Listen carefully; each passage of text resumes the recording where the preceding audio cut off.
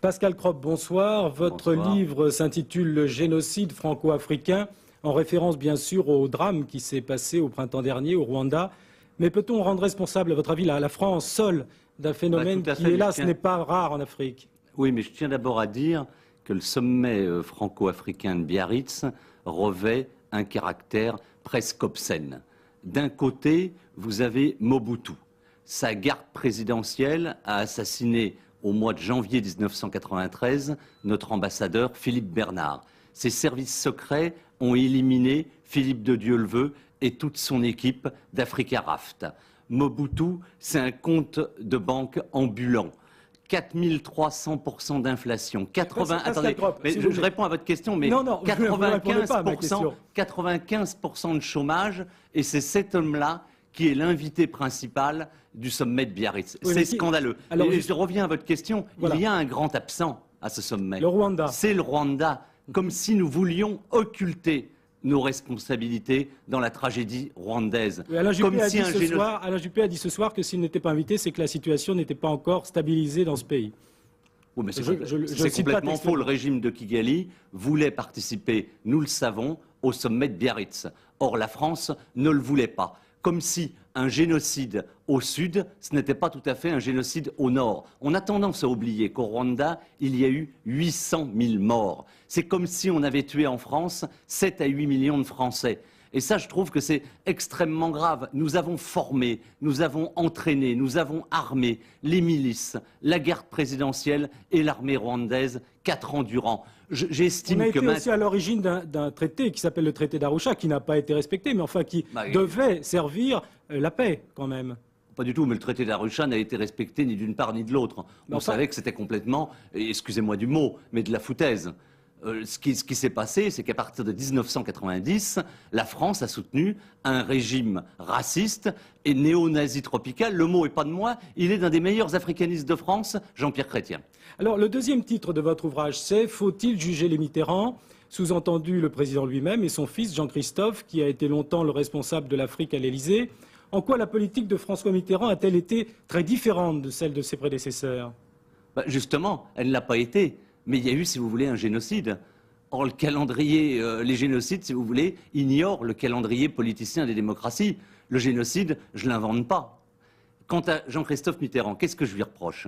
Je lui reproche une implication directe dans la tragédie rwandaise. Je lui reproche son arrivisme et son affairisme sur le continent noir. C'est-à-dire qu'il avait en même temps, ses meilleurs amis possédaient une société commerciale qui a fait beaucoup d'affaires juteuses, que ce soit au Gabon, que ce soit au Cameroun, que ce soit au Togo, que ce soit en Côte d'Ivoire. Jean-Christophe Mitterrand n'est pas là pour se défendre, peut-être le fera-t-il. J'aimerais bien qu'il se défende, mais mon livre, si vous voulez, au départ, ne se voulait pas un pamphlet, c'est une accumulation de faits. Alors, ensuite, pour revenir quand même, pourquoi j'accuse les Mitterrand? C'est que si j'en crois Éric Orsena, qui a été longtemps le nègre du président, puisque c'est lui qui avait écrit le fameux discours de la Baule, et il nous apprend aujourd'hui, alors est-ce que c'est vrai, est-ce que c'est faux? Dans un magazine suisse, il a déclaré récemment que c'était lui qui avait eu l'idée d'employer le mot démocratie pour le discours de la Baule, et que sinon il n'y aurait pas eu le mot démocratie dans le discours. Justement, venons-en à ce discours de la Baule.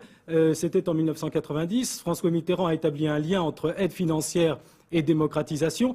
Or, il y a quand même quelques pays qui ont le multipartisme maintenant. Et par exemple, au Bénin, ça ne se passe pas si mal que ça. On donne 2 exemples toujours, le Mali et le Bénin. Et ces exemples sont vrais. Mais à côté de ça, on avait déclaré à la Baule, pas de développement sans démocratie.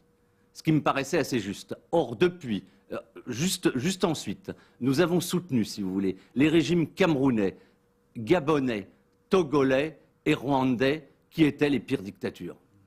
Alors, qu'est-ce qu'il faut faire? Vous dites qu'effectivement, un certain nombre de sommes d'argent qui doit aller à la population va plutôt dans les poches des dirigeants. Mais que faudrait-il faire? Il faut que la France soit présente avec des polices financières présentes dans ces États-là? Ce que je préconise est très simple.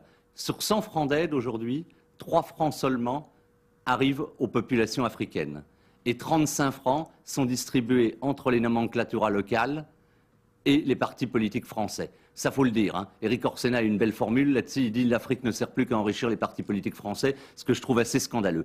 Depuis 1960, la France a déboursé près de 400 milliards pour l'Afrique. Or, le continent noir est aujourd'hui relativement plus pauvre qu'au moment des indépendances. Ce que je préconise, moi, et ce que préconisent de nombreuses associations, c'est aider moins, mais aider mieux. Je préférerais qu'on donne 30 francs, mais que 25 francs arrivent réellement aux Africains. Ça veut dire qu'il faut un contrôle très strict et sur place de l'argent et de son utilisation.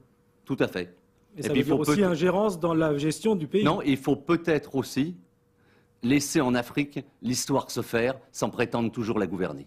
Pascal Gropp, merci. Je rappelle le titre de votre ouvrage, c'est Le génocide franco-africain, faut-il juger les Mitterrand?